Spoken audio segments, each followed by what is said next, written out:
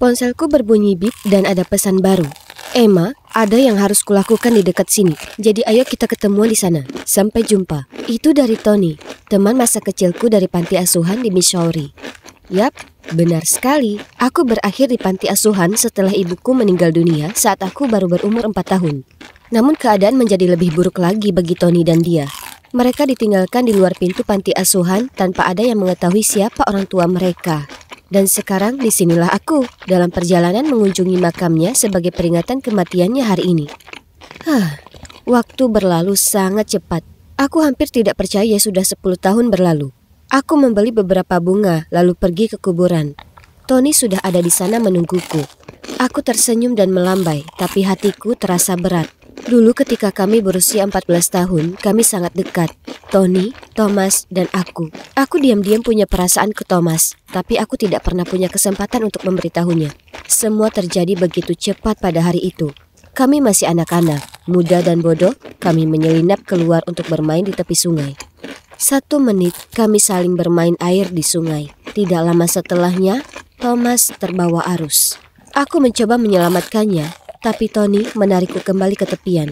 Bahkan memikirkannya sekarang, aku masih tidak bisa menahan tangisku. Jangan menangis, Em. Aku selalu ada untukmu, dan aku tahu dia juga akan selalu ada di sisimu. Jauh di lubuk hati, aku tahu Tony selalu mempunyai perasaan terhadapku, tapi aku tidak merasakan hal yang sama. Setelah itu, Tony mengantarku pulang. Melihat wajahku yang kelelahan, dia berkata sebelum aku masuk ke dalam. Tidurlah yang nyenyak, Em. Ingat, kita ada wawancara besok. Astaga, aku hampir lupa. Tony mungkin mengira aku adalah karyawan terburuk yang pernah ada. Dan ya, kalian bisa menebaknya. Tony adalah bosku. Setelah bertahun-tahun di panti asuhan, dia diadopsi oleh keluarga super cerdas yang menginspirasinya untuk berusaha menjadi seseorang yang penting. Dan dia akhirnya membangun sebuah perusahaan startup makanan. Bagaimanapun, keesokan paginya, meski masih merasa lelah, aku tidak punya pilihan selain tetap memasang wajah berani untuk berangkat kerja. Ada tim pemasaran yang harus dipimpin. Tapi saat aku berjalan ke lobi, seorang pria menabrakku. Dia membantuku berdiri dan dengan panik meminta maaf, menjelaskan bahwa dia sedang terburu-buru. Aku mendongak dan hendak mengomelinya, tapi tunggu. Kenapa dia terlihat begitu familiar? Sebenarnya, dia terlihat persis seperti... Apa itu kamu? Kamu... Aku tergagap, tapi aku bahkan tidak bisa menyelesaikan kalimatku karena dia bergegas masuk ke dalam lift dan pintunya telah tertutup. Aku pasti telah melihat sesuatu. Sejujurnya, sepanjang wawancara aku hampir tidak bisa berkonsentrasi. Mungkinkah ada 2 orang yang terlihat serupa di muka bumi ini? Aku melamun ketika pelamar berikutnya datang, dan itu adalah dia. Baik Tony dan aku menatap dengan kaget. Dia adalah kembaran Thomas. Tapi itu tidak mungkin. Maksudku, Thomas sudah meninggal bertahun-tahun yang lalu. Kami berdua terlalu kaget untuk mengatakan apapun, sampai suaranya memecah keheningan. Hai, aku Dustin, dan aku di sini untuk wawancara untuk posisi pemasaran. Aku memandang Tony, dan dia tampak sama bingungnya denganku. Tapi, ya, itu bukan Thomas. Orang ini berasal dari Illinois dan bahkan belum pernah ke Missouri. Oke, jadi inilah gambaran Thomas. Cukup masuk akal. Wawancara berjalan dengan baik, dan meskipun dia sedikit arogan, dia tahu apa yang dia lakukan, jadi kami mempekerjakannya. Saat aku keluar ruangan, anehnya, Dustin masih menungguku di luar. Dia menawarkan untuk mentraktirku makan siang sebagai permintaan maaf sebelumnya. Aku setuju, karena aku sangat ingin menanyakan lebih banyak pertanyaan kepadanya. Saat makan siang, aku terus bercerita tentang panti asuhan, beberapa hobi Thomas, dan hal-hal yang dibencinya. Tapi Dustin bahkan tidak mengedipkan mata. Aku kecewa, karena aku sangat berharap Dustin benar-benar menjadi Thomas. Malam itu, aku hampir tidak bisa tidur. Aku tidak bisa berhenti memikirkan Dustin. Ini konyol, tapi aku masih mempunyai perasaan yang kuat bahwa dia benar-benar kekasih masa kecilku. Tiba-tiba, aku mendapat pesan dari Tony. Aku melihatmu jalan-jalan dengan Dustin. Sadar, Em, dia bukan Thomas. Aku tidak mau mendengarnya. Keesokan harinya, aku tidak bisa mengalihkan pandanganku dari Dustin. Saat makan siang, aku melihat dia menaruh madu pada semangkanya, dan aku merinding. Itulah yang biasa dilakukan Thomas. Ya ampun, aku berseru. Aku kemudian memberitahu Tony apa yang baru saja aku lihat setelah dia duduk, tapi dia hanya tertawa dan berkata, "Sejujurnya, banyak orang yang melakukan itu. Apa menurutmu Thomas kita bisa sesombong itu?" Melihat aku masih tidak terpengaruh, dia melanjutkan, "Tetapi jika kamu masih ingin memeriksanya, beri saja dia buah persik. Segala hal bisa berubah, tapi alergi tidak, kan?" OMG, Tony jenius. Dia mungkin hanya bercanda, tapi aku sangat serius. Jadi, keesokan harinya aku membelikan Dustin pai buah persik untuk menyambutnya di tim. Tetapi yang mengagetkanku, dia memakannya dengan senang hati dan tampak baik-baik saja. Oke, jelas aku harus melupakan ini. Dia bukan Thomas. Selesai. Tapi andai saja segalanya sesederhana itu, dan meskipun aku tahu Dustin bukan Thomas, aku tetap merasa tertarik padanya. Dia cerdas dan manis, dan sangat menyenangkan berada di dekatnya. Akhirnya, kami mulai jalan-jalan dan menjadi sangat dekat. Kami sebenarnya tidak mengumumkan sesuatu secara resmi, tapi kami sudah pacaran secara sederhana. Namun, mustahil menyembunyikan sesuatu dari Tony. Suatu kali perusahaan kami mengadakan akhir pekan kebersamaan tim, dan kami mengadakan kompetisi tenis. Kami harus berpasangan, jadi jelas aku akan memilih Dustin. Tapi saat kami akan mendaftar, Tony datang memintaku menjadi rekannya juga. Ya Tuhan, itu sangat canggung. Kemudian Tony berkata dengan nada yang sangat merajuk, "Baiklah, bagaimana kalau kita mengadakan sedikit kompetisi? Pemenangnya akan berpasangan dengan Emma." Maka mereka mengadakan lomba renang. Itu sangat memalukan. Aku tahu Dustin tidak bisa berenang, jadi aku mulai panik, tetapi dia tetap masuk ke dalam kolam. Jelas Tony menang. Tapi siapa peduli? Dia bertingkah seperti anak kecil. Aku bergegas membantu Dustin yang terbatuk-batuk dan tersedak air. Dan pada saat itu, aku menyadari bahwa aku sangat jatuh cinta padanya. Namun sejak itu, ada rumor di perusahaan bahwa Dustin hanya menggodaku untuk dipromosikan. Suatu pagi, kami sedang berjalan melewati lobi bersama-sama ketika dua gadis mulai berbisik-bisik tentang kami. Jadi Dustin meraih tanganku dan langsung menghampiri gadis-gadis berkata, "Aku sayang Emma, apa yang salah dengan itu?" Ayo beritahu aku, lanjutkan." Tepat pada saat itu, Tony muncul dan bertanya apakah dia bisa bicara dengan Dustin di kantornya. Aku sangat gugup. Sekarang semua orang tahu kami dalam cinta segitiga yang aneh, dan aku tidak menyukainya sedikit pun. Kemudian salah satu kolegaku mendengar Tony memberitahu Dustin bahwa jika dia tidak meninggalkanku sendirian, dia akan dipecat. Aku tidak percaya. Aku segera pergi menemui Tony. Bahkan sebelum aku sempat menghadapinya, dia berkata, "Ya, itu benar. Aku minta gadis-gadis itu memulai rumor tersebut, dan aku juga meminta si brengsek itu menyerah padamu. Itu aku. Aku melakukan semuanya. Aku hanya tidak mengerti, Em. Kenapa aku tidak pernah cukup baik untukmu?" "Tony, tunggu. Sudah 10 tahun. Kenapa kamu tidak memberiku kesempatan? Kenapa kamu tidak bisa melepaskan Thomas? Seorang pria yang mirip dengannya sedang naik daun dan kamu benar-benar melupakanku. Dia seorang pecundang dibandingkan Thomas. Jangan berani-berani menyebut dia pecundang."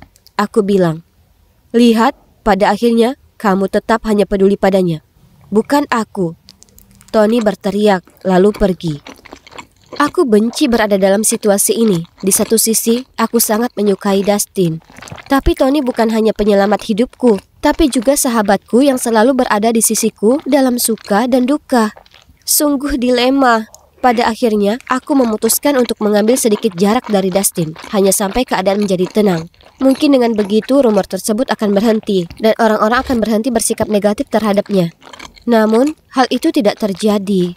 Soalnya, produk baru kita yang bahkan belum dirilis, tiba-tiba muncul di website pesaing langsung kita. Pasti ada yang membocorkan file rahasia itu. Tapi siapa?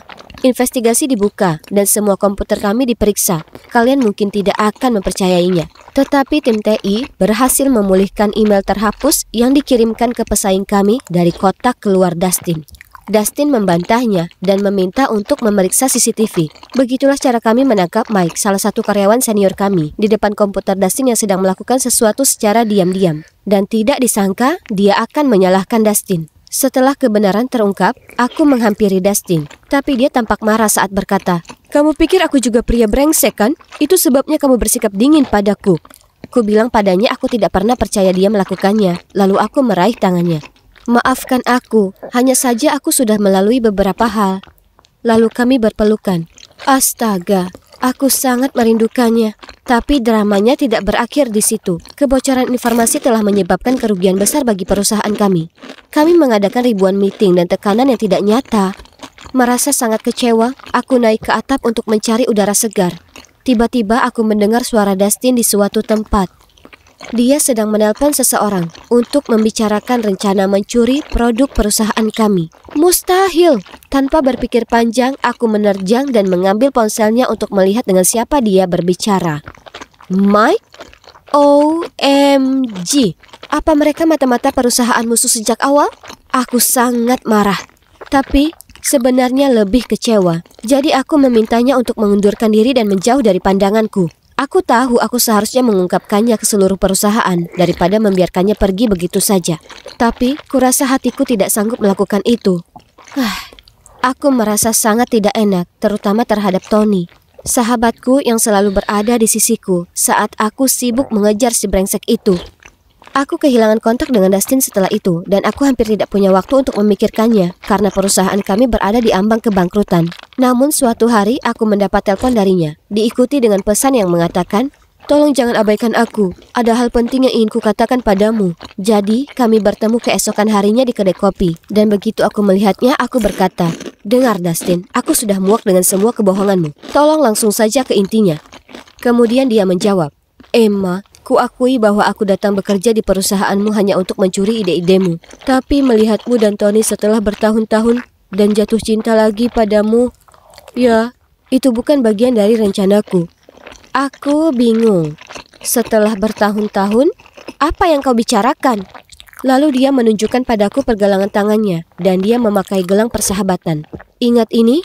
Kau berikan padaku pada hari ulang tahunku 10 tahun yang lalu." Ya ampun. Apa yang sedang terjadi? Aku tidak dapat mempercayai mataku. Aku telah memberikan ini kepada Thomas. Tapi kenapa? Tapi buah persiknya? Lanjutku. Dia hanya tertawa dan berkata, "Aku mendengar rencana kalian, jadi aku memastikan untuk meminum obat alergi sebelumnya." Kemudian dia menjelaskan bahwa dia adalah Thomas, dan dia cukup beruntung masih bisa selamat hari itu di sungai. Ada sebuah keluarga yang sedang berada di sungai mencari putra mereka yang tenggelam. Namun bukannya menemukannya, mereka malah menemukan Thomas. Jadi mereka mengadopsinya dan mengubah namanya menjadi nama putra mereka, Dustin. Ini gila. Inilah Thomas, tepat di hadapanku, setelah bertahun-tahun. Dan coba tebak, ayah angkatnya adalah direktur perusahaan saingan kami. Jadi dia meminta Dustin, atau haruskah aku katakan Thomas, untuk datang dan menyusup ke perusahaan kami. Thomas terus meminta maaf atas hal itu, mengatakan betapa hal itu telah menyiksanya, dan bahwa dia hanya merindukanku dan harus mengatakan yang sebenarnya. Kepalaku berputar. Ini semua keterlaluan. Aku perlu waktu sejenak untuk memikirkan semuanya. Namun pada akhirnya, kami memutuskan bahwa dia dapat membantu perusahaan kami dengan mengunggah postingan untuk mengungkap kebenaran. Tentu saja begitu Tony mendengar tentang itu semua, dia sangat marah. Dia kebanyakan marah padaku karena aku melindungi Thomas. Dia bahkan berhenti berbicara denganku untuk sementara waktu. Namun, selain itu, setelah postingan Thomas, segalanya menjadi lebih baik bagi perusahaan kami. Kami dapat meluncurkan produk baru sesuai jadwal dan dia bahkan menyumbangkan sejumlah modal untuk membantu proyek kami berikutnya. Sekarang perusahaan kami masih jadi rival, tapi setidaknya sekarang persaingannya sehat. Adapun Tony dan aku, kami akhirnya berbaikan. Dia datang menemuiku suatu hari sepulang kerja dan berkata, Aku minta maaf atas sikapku yang kekanak-kanakan. Aku hanya iri padamu dan Thomas. Aku terlalu egois untuk mempertimbangkan perasaanmu. Tapi, kamu dan Thomas, aku ingin kalian bersama. Kalian berdua diciptakan untuk satu sama lain." Aku tidak bisa berhenti menangis saat dia mengatakan itu. Itu sangat berarti bagiku. Dan coba tebak, sudah setahun penuh sejak Thomas kembali ke kehidupan kami. Dan kami bertiga kembali menjadi sahabat. Oh, dan aku mungkin harus menambahkan bahwa Thomas dan aku sudah bertunangan. Kami sangat senang. Dan kami bahkan membuka panti asuhan bersama untuk anak-anak tunawisma seperti kami. Aku sudah melewati banyak fase. Akhirnya aku menemukan kedamaian hidup. Aku kira semuanya berakhir indah.